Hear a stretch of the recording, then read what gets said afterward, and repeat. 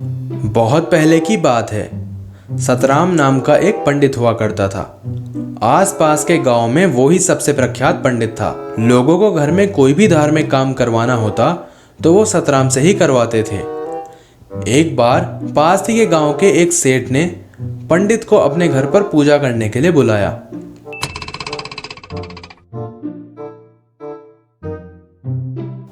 पूजा समाप्त होने के बाद सेठ ने सतराम को एक बकरी उपहार में दी। सतराम ने सेठ को धन्यवाद कहा और बकरी को अपने कंधे पर लादकर चल दिया। सुनसान रास्ता एक जंगल से होकर गुजरता था। उसी जंगल में 3 ठग थे।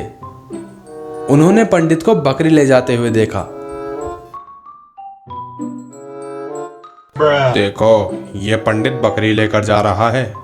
बकरी तो तंदुरुस्त लग रही है। हाँ, ये पंडित इस बकरी का क्या करेगा? इसे तो हमारे पास होना चाहिए। लेकिन हम इसे हथियाएंगे कैसे?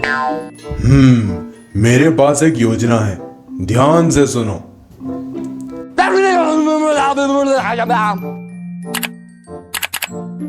योजना सुन के बाकी दोनों ठगों के चेहरे पर मुस्कान आ गई। पंडित बकरी को कंधे पर लादे चला जा रहा था, तभी उसके सामने पहला ठग आया। प्रणाम पंडित जी। अरे पंडित जी, आप ही अपने कंधे पर कुत्ता रखकर कहाँ जा रहे हैं? आपको ऐसी हरकत शोभा नहीं देती पंडित जी। ये सुनकर पंडित ने अपने कंधे पर रखी बकरी की ओर देखा और कहा, ध्यान से देखो, ये कुत्ता नहीं बकरी है। क्या पंडित जी, सामने सामने झूठ बोल रहे हैं? खैर, मेरा काम तो आपको बताना था, बाकी आपकी मर्जी। यह कहकर वह ठग आगे चला गया। पंडित ने मन ही मन सोचा, कैसा मूर्ख था, बकरी को कुत्ता कह रहा था, और वह आगे चल दिया। कुछ दूर चलते ही उसके सामने दूसरा ठग आया। अरे पंडित जी, ये क्या अनर्थ कर रहे हैं आप? एक ब्राह्मण होकर मरी हुई बच्चिया को अपने कंधे पर लाद कर ले जा रहे हैं। क्या मैं तुम्हें मूर्ख दिखाई देता हूँ?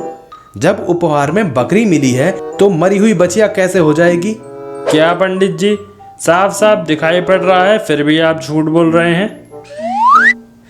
यह कहकर वह ठग भी आगे चला गया। पंडित भी बकरी लादे लादे आगे चला। चलते चलते उसने सोचा, 2 लोगों ने इसे बकरी मानने से मना कर दिया, लेकिन ऐसा क्यों? वो ऐसा सोच ही रहा था कि तभी उसके सामने तीसरा ठग आया। उसने कहा, अरे, ये गधे के बच्चे को अपने कंधे पर बिठाकर क्यों ले जा रहे हैं? इसकी क्या जरूरत आन पड़ी पंडित जी? अरे बंधु, ये बकरी है, दिखता नहीं तुम्हें?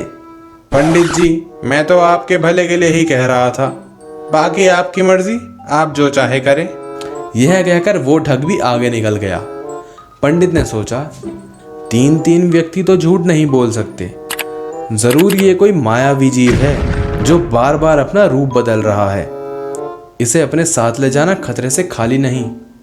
पंडित ने उस बकरी को नीचे उतारा और अपने घर की ओर चल पड़ा। तीनों ठगों ने बकरी को सफलतापूर्वक हथिया लिया और पंडित की मूर्खता पर हंसने लगे। किसी भी झूठ को अगर बार बार बोला जाए तो वो सच लगने लगता है, लेकिन हमें हमेशा खुद पर भरोसा होना चाहिए।